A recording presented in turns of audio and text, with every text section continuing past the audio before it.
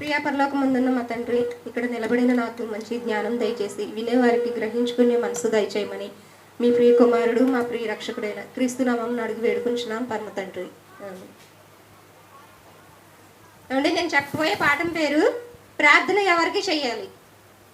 తండ్రిగా, క్రీస్తుగా, పరిశుద్ధాత్మనిగా ఎవరికి చేయాలి ప్రార్థన? మనిషి దేవునితో మాట్లాడడానికి ఎలా మాట్లాడగలరండి? ప్రార్థన ద్వారా. ప్రార్థనే ఉన్నది. దేవుడితో మాట్లాడాలంటే ఉన్న ఏకైక మార్గం ప్రార్థనే. ప్రార్థన ద్వారా తప్ప ఇంకా ఎలాగైనా మాట్లాడలేడు. ఓన్లీ ప్రార్థన ద్వారానే మాట్లాడగలడు దేవునితో. అలాంటిది దేవునితో మాట్లాడాలంటే ఎలా ఉండాలండి? చాలా జాగ్రత్తగా మాట్లాడే మాట స్పష్టంగా ఉండాలి. ఫర్ ఎగ్జాంపుల్కి మనం ఏదైనా అధికారి దగ్గరికి మనకు ఒక పని కావాలండి. ఆ పని జరగాలంటే మనం ఎవరైనా అధికారి ఎమ్మెల్యే గారి దగ్గరికి ఎక్కడికో వెళ్ళామనుకోండి, ఎలా ఉంటామండి? చాలా పద్ధతిగా మాట్లాడే మాట ఒక ఉత్తరం మీద రాయమనో, ఒక పేపర్ మీద రాయమని లేదు, నువ్వే డైరెక్ట్గా వెళ్ళి మాట్లాడాలంటే చాలా జాగ్రత్తగా ఆయనతో రెండు ముక్కల్లో ఏంటి పని ఏంటి, ఎలా అవ్విద్ది, ఎవరి ద్వారా అవ్విద్ది అని చాలా కరెక్ట్గా క్లారిటీగా చెప్పాలి. అంతేగాని బాగున్నారా, టిఫిన్ చేస్తారన్నారా, చేశారా, ఎప్పుడు లేచారు, ఇలా మాట్లాడితే ఊరుకుంటారండి ఆయన ఎమ్మెల్యే గారు. ఈ సోదంతా మాట్లాడతాకు వచ్చావా నువ్వు, నా టైం అంతా వేస్ట్, వెళ్ళు అంటారు. అలాంటిది ఒక ఎమ్మెల్యే గారితో ఇలా మాట్లాడేటప్పుడే ఇంత జాగ్రత్తగా ఉండాలంటే మనం దేవునితో మాట్లాడేటప్పుడు ఎంత జాగ్రత్తగా ఉండాలండి? ఎంత కరెక్ట్గా ఉండి ఎలాంటి మాటలు సిద్ధం చేసుకోవాలి దేవునితో మాట్లాడాలంటే? చాలా జాగ్రత్తగా ఉండాలి కండి దేవునితో మాట్లాడాలంటే. అసలే ప్రార్థన ఎప్పుడు మొదలైంది, ఎవరు చేశారు అనేది కనుక బైబిల్లో చూస్తే ఆదికాండము 4వ అధ్యాయం 26వ వచనం అండి. షేతునకు కూడా కుమారుడు పుట్టెను. అతనికి ఏనోష్ అని పేరు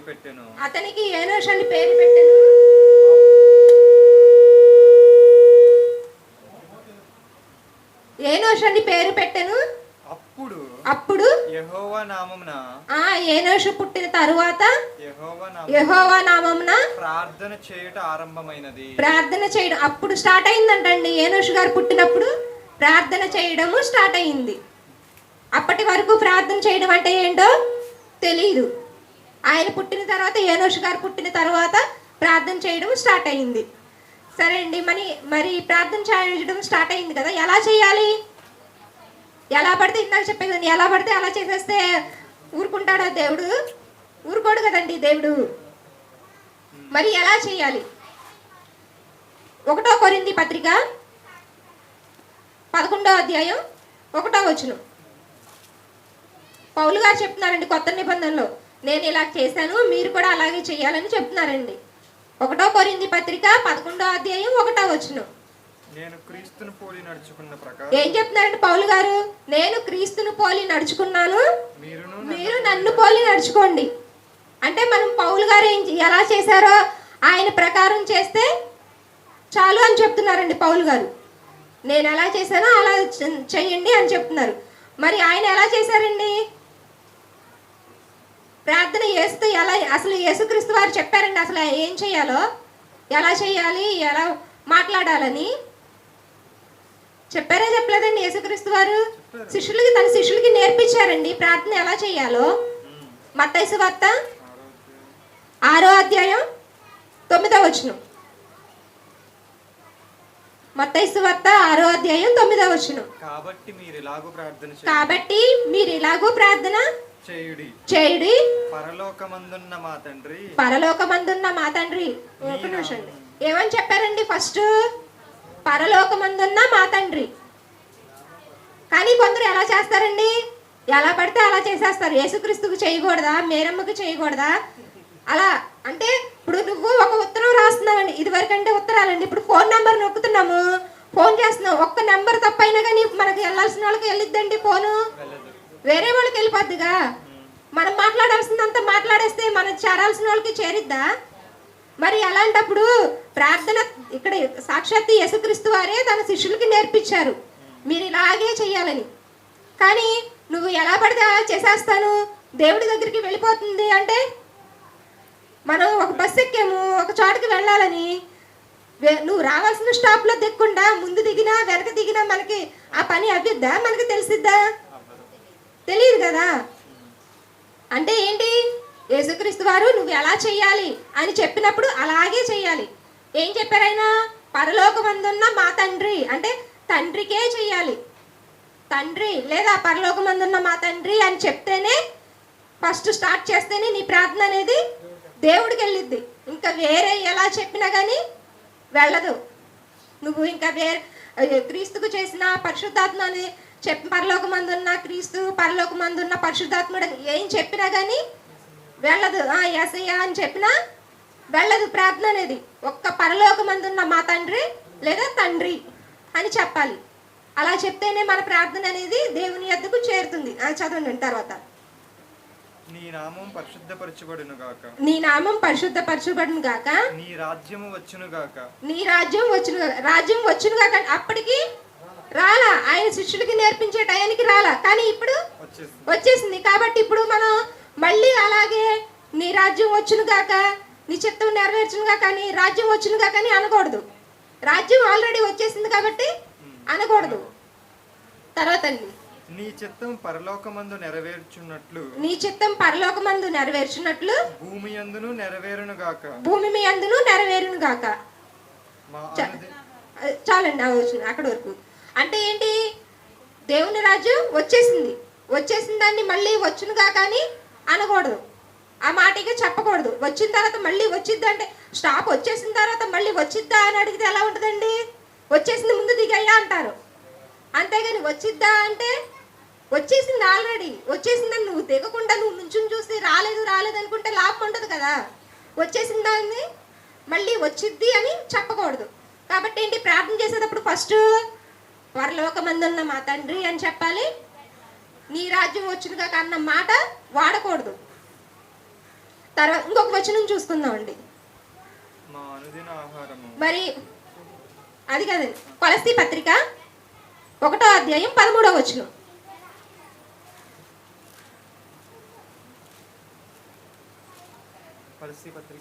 కొలస్సీ పత్రిక 1వ అధ్యాయం 13వ వచనం.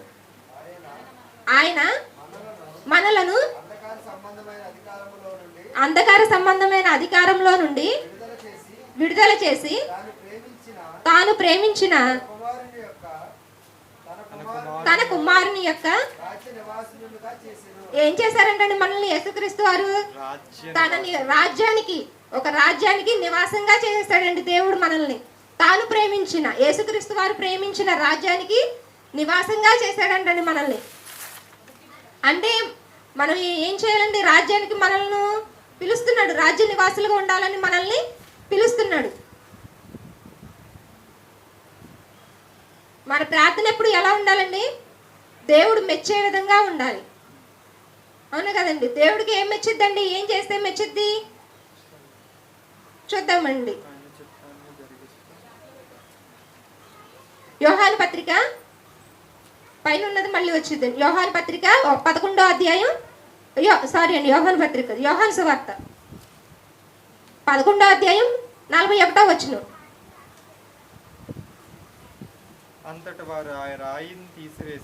అంతటా ఆయన వారిని ఆ రాయి తీసివేసిరి. యేసు కన్నులు పైకెత్తి తండ్రి నీవు నా మనవి వినినందున నీకు కృతజ్ఞతాస్తుతులు చెల్లించుతున్నాను. ఏమని చెప్పారండి ఇక్కడ యేసుక్రీస్తు వారు? దేవునికి పైకి కన్నులు పైకెత్తి కృతజ్ఞతలు తెలియజేస్తున్నారండి. ఎందుకండి దేవునికి చేయాలా కృతజ్ఞతలు? మన ఇంట్లో అందరి అమ్మా నాన్నలు ఉన్నారండి. మనకి ఏదన్నా కావాల్సి వస్తే ఎవరిని అడుగుతాం? ఫస్ట్ డాడీని అడుగుతాం వెళ్ళి. మా పిల్లలైనా నేనైనా ఏదైనా వెళ్ళి మన నాన్న అడుగుతాం. ఎందుకండి, ఇంట్లో పెద్ద ఎవరు? నాన్న తర్వాతే ఎవరైనా. అలాంటిది మనకి పెద్ద ఎవరండి? తండ్రి. తండ్రి అంటే ఏంటండి మనకి ఎందుకు తండ్రి అని చెప్పారు? వేరే దేవుడు అని చెప్పేయచ్చుగా. తండ్రి అంటే బాగా దగ్గర బంధం అండి, రక్త సంబంధం. తండ్రి తర్వాతే ఎవరైనా అండి. అంటే అంత దగ్గరగా చెయ్యాలని దేవునికి, మనకి అంత దగ్గర బంధం ఉండాలని దేవుడు ఏం చెప్పాడు? తండ్రి అని చెప్పాడు. అంటే మనం ఏది కావాలన్నా తండ్రినే అడుగుతాం. తండ్రి ఏదైనా చేసాడు అనుకోండి, మనకి ఏమని చెప్తాం? సంతోషంగా వెళ్ళి పిల్లలు ఏం చేస్తారు? తండ్రి వాళ్ళకి కావాల్సింది తెచ్చారనుకోండి, డాడీ నా కోసం ఇది తెచ్చావా, భలే హ్యాపీగా ఉంది, థ్యాంక్స్ అని వాళ్ళకి తెలియకుండానే వాళ్ళ డాడీకి చెప్పేస్తారు. అంటే ఏంటి? వాళ్ళ డాడీ అది తెస్తాడు, చేస్తారు. ఆ డాడీకి థ్యాంక్స్ చెప్పడం వల్ల ఏంటి? డాడీ సంతోషపడతారు కదండి. అంటే నువ్వు థ్యాంక్స్ చెప్తావని చేస్తారా? నా కొడుకు ఇది చేస్తారా, నా పిల్లలు ఇలా చెప్తారా చెప్పరని చూస్తారు. నువ్వు థ్యాంక్స్ చెప్పడం వల్ల ఏమవుతుంది? అక్కడ ఆయన్ని మహిమపరచడం అవుతుంది. అంతే కదండి. దేవుణ్ణి, తండ్రిని మహిమపరుస్తున్నాం. మహిమపరచాలా మరి దేవుణ్ణి, తండ్రిని? చెప్పాలండి, కృతజ్ఞతలు చెప్పాలి. చెప్పకపోతే తప్పు. దేవునికి మహిమ తెలియజేయాలి, కృతజ్ఞతలు తెలియజేయాలి. ఇంకొక ఇలాగ మరి ప్రారంభించడం గురించి తెలుసుకున్నాము. పరలోకమందున్న మా తండ్రి అని ప్రారంభించడం గురించి తెలుసుకున్నాం. ముగింపు ఎలా చేయాలి? మధ్యలో నీకు సంబంధమైనవి, నీకు ఏవి అక్కడగా ఉన్నాయో, ఏ పలానా కావాలి అన్న విషయం దేవునితో మాట్లాడతావు. మాట్లాడిన తర్వాత ఏది పడితే అది కాదు, దేవునికి పరలోక సంబంధమైన విషయాలు మాట్లాడితే నువ్వు దేవునికి దగ్గరగా ఉంటావు. ఆ విషయాలు మాట్లాడి చెప్పాలి. చెప్పిన తర్వాత ఎలా ముగించాలి, ముగింపు కూడా తెలుసుకుందామండి.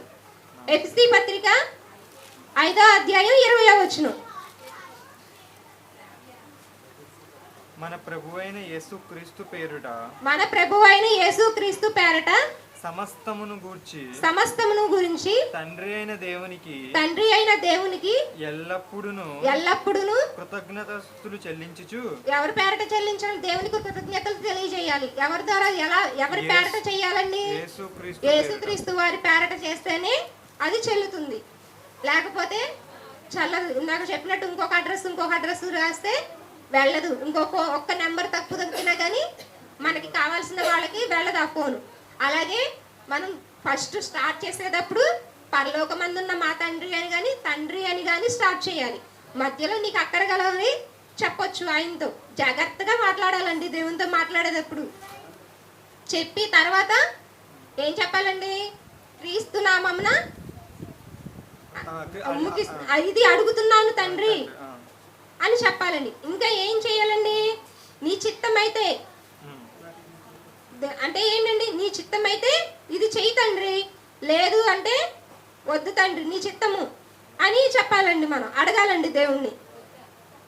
కానీ ఎలా చేస్తున్నారండి? యాకోబు పత్రిక 4వ అధ్యాయం 1వ వచనం. యాకోబు పత్రిక 4వ అధ్యాయం 1వ వచనం.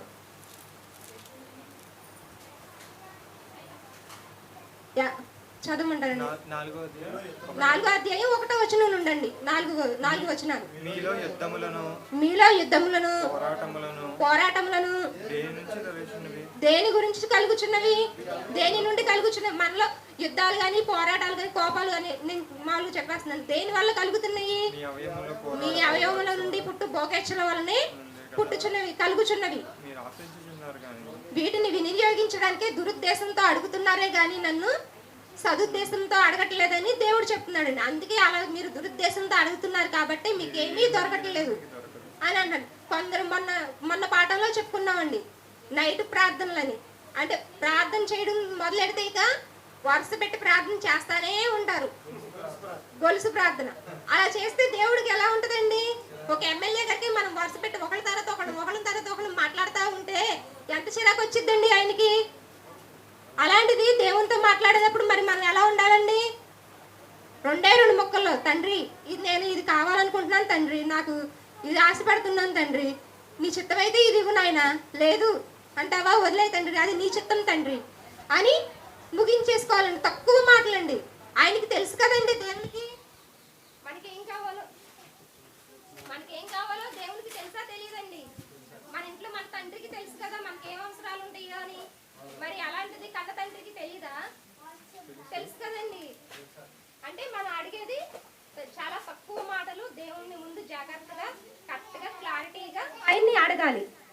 అడిగేప్పుడు నీ చిత్తమైతే ఇవ్వు తండ్రి, లేకపోతే లేదు తండ్రి అని చెప్పేయాలండి. ఓకే, ఫర్ ఎగ్జాంపుల్ కండి లూకా సువార్త 18వ అధ్యాయం 10వ వచనం అండి. ఇక్కడ ఏంటంటే సుంకరి పరిసయ్యుడు గురించి తెలుసు కదండి మీకు. లూకా సువార్తలో వచ్చింది కదండి, సుంకరి ఎలా ప్రార్థిస్తాడు, పరిసయ్యుడు ఎలా ప్రార్థిస్తాడండి. ఒకళ్ళేమో తన గొప్పతనం గురించి, నేను ఇలా ఉపవాసం చేశాను, నేను నీకోసం ఇన్ని డబ్బులు ఇచ్చాను, నీకోసం ఇంత టైం వేస్ట్ చేశాను, ఇంత పని చేశాను, ఈ చేశాను అని చెప్తాడండి. కానీ మరొకళ్ళు ఏం చెప్తారండి, తండ్రి అసలు నీ దగ్గరికి రావడానికి కూడా నేను అర్హత లేని దాన్ని తండ్రి, అటువంటి నన్ను నీ దగ్గరికి చేర్చుకున్నావు తండ్రి, చాలు తండ్రి అని అలా గొప్పగా చెప్తాడండి, దేవుణ్ణి మహిమపరుస్తూ. అలాంటి వారి ప్రార్థన ఇప్పుడు ఎవరు తెలియద్దండి దేవుని దగ్గరికి. మనం ఎప్పుడైతే తగ్గించుకుని ఉంటామో అప్పుడే మన ప్రార్థన అనేది దేవునికి వెళ్ళిద్ది. గొప్పలుగా నేను అది చేశాను ఇది చేశాను అంటే దేవుడు పట్టించుకోడండి. ఎమ్మెల్యే గారి దగ్గరికి వెళ్ళి నేను ఈ పని చేశాను ఆ పని చేశానంటే ఆయన పట్టించుకుంటాడండి. లేదు ఒక మూల నుండి అన్ని పనులు చేశాను చూస్తారా, చూడండి ఎమ్మెల్యే గారు వచ్చినప్పుడు ఈ పనులు ఎవరు చేశారని అడుగుతారు, పక్కన వాళ్ళైనా అడుగుతారు కదండి, ఈ పని ఎవరు చేశారు, ఇది ఎవరు. ఇది బాగుంది అనుకోండి, ఒక స్టేజ్ మీటింగ్ ఏర్పాటు చేశారు, ఆ డెకరేషన్ ఆ ఏర్పాట్లన్నీ బాగున్నాయి అనుకో, ఆయన పక్క వాళ్ళని పిలిచి అడుగుతారా? అంటే నువ్వు చెప్పక్కర్లేదు, నువ్వు పని చేసే నీ పనితనం కనపడితే ఆయనే తెలుసుకుని అడుగుతాడు. కాబట్టి మనం ఎలా ఉండాలి, తగ్గించుకుని దేవుణ్ణి అడగాలి, నీ చిత్తమైతే చాలు తండ్రి అని. ఆఖరికి ఒక వచనం చూసుకుందామండి, 1 పేతురు 5వ అధ్యాయం 6వ వచనం. 1 పేతురు పత్రిక, దేవుడు తగిన సమయమందు మిమ్మును హెచ్చించినట్లు ఆయన బలిష్టమైన చేతి కింద ఎలా ఉండమంటున్నాడండి, ఆయన బలిష్టమైన చేతుల కింద దీన మనస్కులై ఉండమంటున్నాడండి దేవుడు. ఆయనకి తెలుసండి ఎప్పుడు ఎవరిని హెచ్చించాలో తెలుసు అంటున్నాడండి దేవుడు. చెప్తున్నాడండి, నాకు తెలుసు కదా, నువ్వు చెప్పక్కర్లేదు కదా ఎవరిని ఎలా హెచ్చించాలో అని చెప్తున్నాడండి. కాబట్టి మనం ఎలా ఉండాలి, దీన మనస్కులై ఉంటే ప్రతిదానికి సమయం ఉంటుందండి. ఉంటుందా ఉండదండి? ప్రతిదానికి ఏ పని చేయాలన్నా ఒక టైం ఉంటుందండి. ప్రతిదానికి ఒక సమయం కలదు. నువ్వు ఈ పని చేయాలంటే, స్కూల్కి వెళ్ళాలంటే ఆదివారం పిల్లలు స్కూల్కి వెళ్తారండి, వెళ్ళరు కదండి. దేనికని? ఆ సమయం కాదు, సండే స్కూల్ సమయం కాదు. తప్పనిసరిగా ప్రైవేట్ క్లాస్ ఉంటేనే వెళ్తారు, కానీ లేకపోతే ఆ సమయం కాదు. స్కూల్కి వెళ్ళే పిల్లల సమయం అది కాదు. అంటే ఏంటి, ప్రతిదానికి ఒక సమయం ఉంది. నువ్వు పడుకోవాలన్నా, తినాలన్నా, నడవాలన్నా, నువ్వు నీళ్లు తాగాలన్నా, ఏ పని చేయాలన్నా ప్రతిదానికి ఒక సమయం అంటూ ఉందని దేవుడు చెప్తున్నాడండి. కాబట్టి మనం ఏం చేయాలండి, ప్రార్థన చేసేటప్పుడు జాగ్రత్తగా మాట్లాడే మాట కరెక్ట్గా ఎలా స్టార్ట్ చేయాలి, ప్రియా పరలోకమందున్న మా తండ్రి లేదా తండ్రి అని మొదలుపెట్టి ఏదైనా నువ్వు చెప్పాలనుకున్న మాట చెప్పి తండ్రికి, తండ్రి క్రీస్తు నామమున మీ ప్రియ కుమారుడు, మరి యేసుక్రీస్తు వారు దేవునికి ప్రియ కుమారుడే కదండి, మీ ప్రియ కుమారుడు లేదా క్రీస్తు నామమున యేసు నామమున అడుగుచున్నాను తండ్రి, పరిశుద్ధాత్మ నామంలో అడుగుచున్నాను తండ్రి, నీ చిత్తమైతే జరిగించు దేవా అని ముగించాలండి. పాఠం అందరికీ అర్థమైంది అనుకుంటున్నానండి. ఎప్పుడైనా మనం ప్రార్థన చేసేది ఉన్నప్పుడు ఇలా జాగ్రత్తగా ఉండి చేయాలని కోరుకుంటున్నానండి. అందరికీ అర్థమైంది అనుకుంటున్నానండి. ప్రార్థన చేసుకుందాం. ప్రియా పరలోకమందున్న మా తండ్రి, నేను చెప్పిన పాట 4 మాటలు అందరికీ అర్థమైంది అనుకున్నాను తండ్రి. ఏదైనా తప్పులు ఉంటే క్షమించి మరొక పాఠం చెప్పడానికి నాకు మంచి జ్ఞానం దయచేయమని, వినేవారికి కూడా గ్రహించుకునే మనసు దయచేయమని మీ ప్రియ కుమారుడు మా ప్రియ రక్షకుడైన క్రీస్తు నామమున అడిగి వేడుకుంటున్నాం తండ్రి. ఆమేన్.